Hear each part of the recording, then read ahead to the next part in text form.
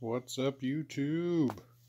Well, it's been a while since I've done a fish tank video, and my tank is definitely not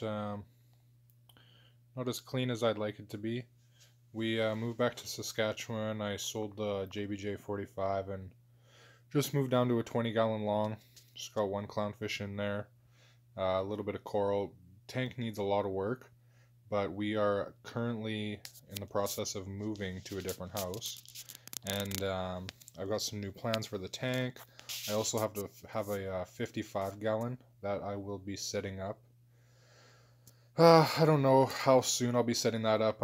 I'm taking my time with it, doing a lot of planning. I got a lot more equipment to buy. Doing new lights. I'm going to go with the LEDs and all that jazz. It's definitely not going to be a fast process. It's going to be a slow one. But I really love this tank. I really like the aquascape. Oh yeah, the tank is so dirty. I really like the aquascape though. I will have a better video. You can see like so much bubble, LJ. Yeah. Just like bad things started happening in this tank. You can see cyano down there. It's not great. It needs a lot of work, but that's okay.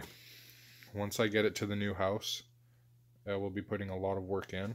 And I actually have a project on the go right now. I'm building a sump for it. So I'm just doing plumbing and stuff today. I will be working. Yeah, so clean up all this. Stand's really nice. I really like it, but lots of cleaning to do. Some more plumbing to do. I'm gonna jump into it, and I will give you guys an update once I kind of have things set up a little bit better. All right, I'll be back. Okay, so my original plan was to have the 10-gallon tank in the bottom there and have my equipment up here, drill a hole there, plumb it through into the side of the tank. I am going to be doing a peninsula style tank. There's a big change coming to this tank, but it's going to be sweet when it's all done. And it's definitely a lot of work. All this rock I'll be taking out, and I will be cleaning it all really good. Hopefully this chunk here will stay intact because I really like the way that one looks. That I'm not sure what I'll do with, but I got a few different ideas. But everything will be coming out. It'll be coming out. It'll be cleaned a lot. Hopefully get rid of all that bubble LJ. The sand bed will be cleaned very well too. You can see some GSP. So that GSP along that back wall there, I'm hoping I can get that to grow along the back wall again. But definitely a big change, huge change coming to this tank. So I'm probably going to do a little bit of a series on this. I'll probably call it like 20-gallon long rehaul or something like that. Revamp, save. Because there's a lot wrong with this tank that needs to be changed.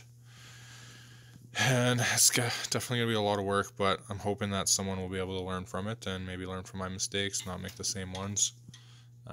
Yeah, I'll get back to it once I got this in here and figure it out a little bit more. So this was my original plan. I'm changing it up a little bit now, but this line right here that you can see, this was going to come out to a media reactor if I decide to use one. I'm going to leave it in, but I'm going to change it up a little bit, and I'm going to connect some hose, and then I have some ball valves there. So I'm going to put a ball valve here, and then there will be a ball valve at the top of this. This is going to be another return. So basically the way I have this set up is so that this will be the return. It'll come up through here, and it'll come up and back to the tank. But I also want to have an option so I can shut it off on the way back up to the tank and open it here and have it so it's just circulating through the sump and make it easier for sump maintenance for cleaning. And then I did have it hardlined here. I'm going to be changing this up a little bit and using some of this soft tube. I was hearing that that'll help make it not so noisy. And then also if I ever need to fix it, it'll be easier just to cut that than to get that off. I know a lot of people use unions, and that's what I should be using. But I'm just trying to do this a little bit on a budget. So just being a little bit cheaper. I know that's not really the right way to do reef tanks, but that's the way I'm doing mine. So yeah, I'll get back to that, and I'll update you guys once I have this done a little bit more. I'm pretty sure I'm going to have to take this top shelf out because I think this will be too high, which is fine. It is what it is. I'm going to have a similar storage bin to this one that sits beside my tank. I already have it at the house. It's got most of my other stuff in it, so I'll just keep using that. I don't really need this top shelf. It was nice to have for while I was doing this here, but I don't really need it anymore. Now that I'm moving to a bigger location, it'll be better. Alright, so I'll get back to you in a minute. Hey guys, so I didn't get back to you when I was doing the tank there at the house. I just started working and I just forgot to video at the end of it when I was finished my planning, but just got my RODI unit in the mail the other day. Pretty excited about that. I'm just making up some water now. I was really hoping to have the tank set up tomorrow. I was hoping to switch it all over tomorrow because we are going to the city. We're going to Regina, for anybody who's in Saskatchewan and knows where that is. So we're going to Regina. We're gonna go do a little shopping. We're gonna go watch Affinity War, and yeah, I was really hoping to grab some fish and a little bit of cleanup crew and maybe a coral, but sadly, that is not going to happen. I don't think. We might stop by the LFS anyways, and might get a few things to put in the tank. But I don't want to add anything while it's so dirty. I tried cleaning the bubble LJ off, and I tried cleaning the cyano off, and I'm pretty sure I just ended up making it way worse. There's so much more than there was, and yeah, it's frustrating, but this water will help a lot. And then once I have the tank broken down, I have an opportunity to clean all the rock and everything outside of the tank, right? So that's going to make a huge difference. So I'm just trying to kind of be patient for that, and once I can do that, then it'll be a lot better.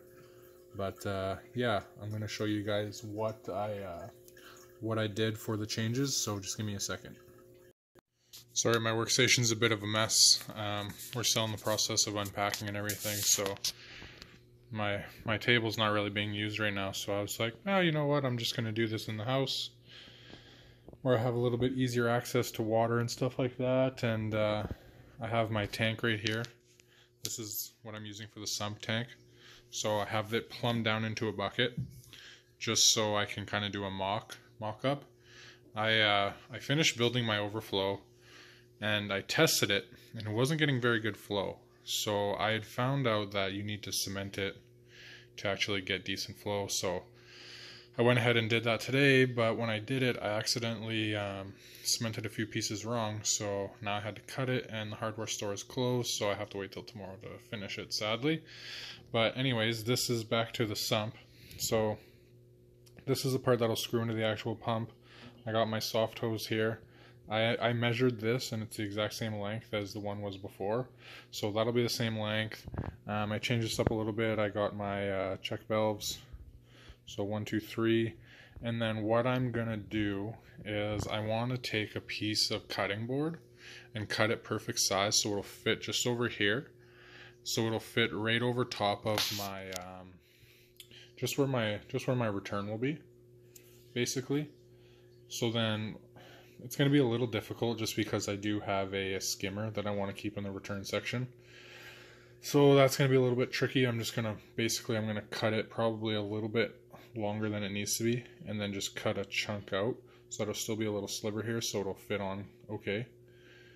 I'm hoping it works. We'll see. And then I'll drill holes. So there'll be a hole for the main return, and there will be a hole for this return, and there will be a pipe coming out of here. So I just want those to go right into it, so there's not splashback, and it'll hold it all nice and stable. That's the thought anyways, so hopefully that works. And yeah, this will be the end of video number 1. Hopefully it's not too long for you guys, and hopefully someone can learn something from it. Obviously the sump still needs work, so I'm definitely not not getting the tank out here this weekend and set up this weekend, which I was hoping to. So that is going to play a factor in whether or not I get anything at the LFS, but we'll see. I might get a little bit of a cleanup crew and just slowly acclimate them. I think if I acclimate them slow enough, it'll be okay. Because I do have a brittle starfish in there right now, and he's still kicking. He's the trooper. So, I mean, they're supposed to be pretty fragile, I guess is a good word. So if he is alive, I'm sure everything else will be fine. So I'll catch you guys later. Happy reefing. Thanks. Take care.